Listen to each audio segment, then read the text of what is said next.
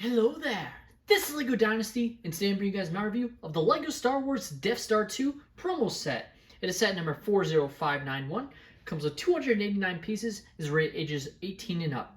Now this set was not a set that was for sale, this was a gift with purchase from reaching a certain paid threshold for specifically LEGO Star Wars sets for Star Wars May the 4th promo week. This is a pretty decent promo, but does have some minor drawbacks.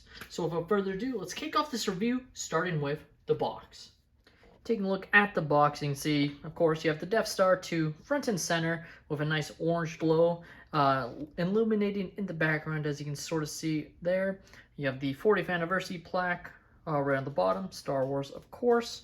With no minifigures, it just shows the piece there as to show the scale. Of course, you have the Death Star 2 set that, or like image from the film Return of the Jedi. The dimensions, specifically from the top, is 15 centimeters or 6 inches tall.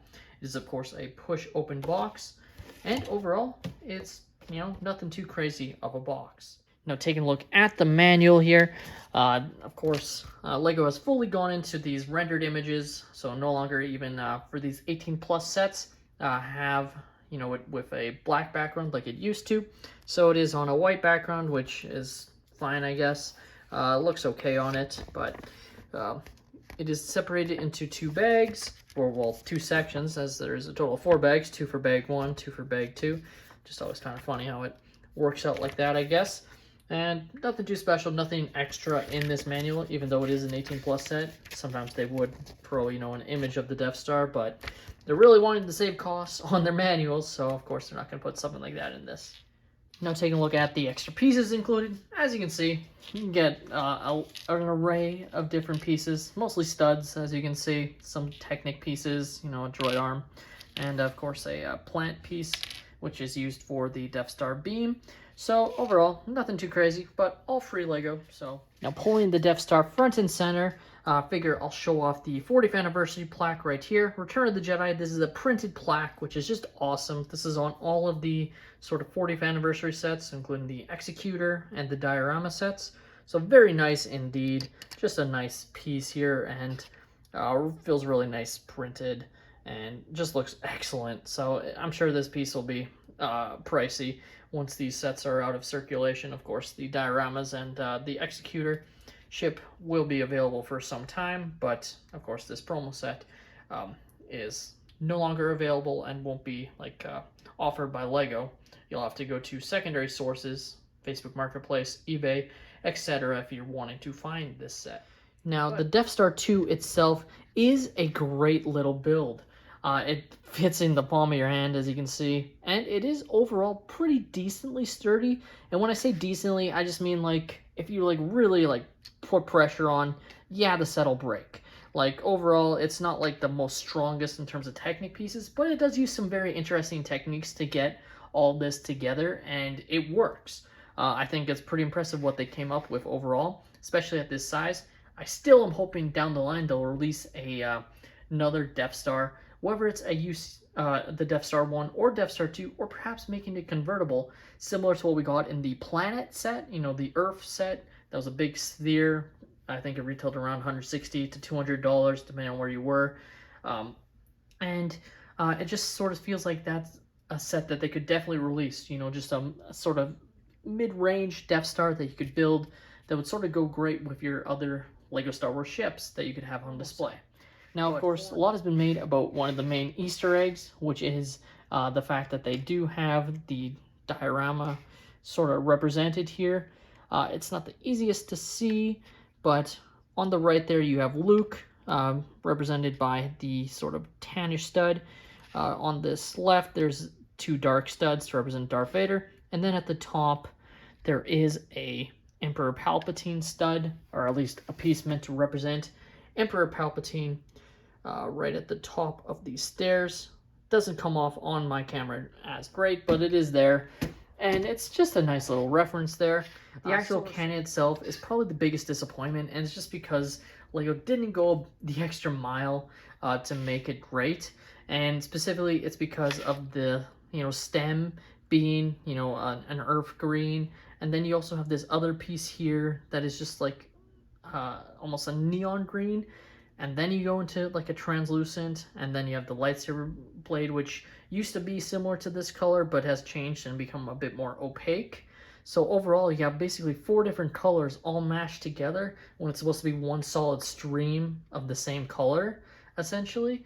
So I think, like, at the end of the day, I think they were always going to have an issue just with this being slightly different than this, but I think LEGO could have absolutely made both this stud piece and this plant piece into a translucent color, and I just think that would have gone above and beyond and made the set, you know, show that they wanted to go like the extra mile. And for it being in an original trilogy set, it's kind of surprised they didn't. But again, LEGO has been wanting to cut costs, it seems, and overall, it's a nice little build, and definitely something I'll have on my desk, just to have in next to me, because I think this is a fun little build, and it definitely will work in that sense. But it's not one that, if it goes up in a crazy amount of value, which this set probably will, being, you know, a limited run promo set, all LEGO Star Wars stuff that is typically skyrocket in price. So I wouldn't pay too much for it if you end up seeing it somewhere. Personally, it's definitely not my favorite promo that LEGO's released, and especially going back to last year, because the Emperor's Homestead, it's not like that's the greatest promo in the world, but it was something unique.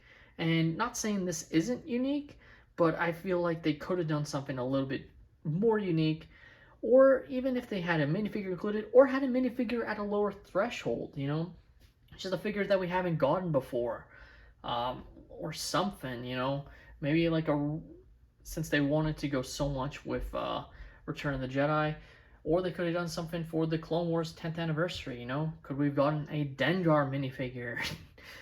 Maybe that's out to lunch, or just a character that was in Return of the Jedi that we haven't got as a minifigure before. Can't think of any off the top of my head, but I feel like there's definitely something LEGO could have done as a figure, either included in this set, which would have likely been some sort of Imperial officer like Admiral Piet or something along those lines, or simply having a figure at a lower threshold that was from like the Clone Wars, the classic Clone Wars series from 2002, 2003.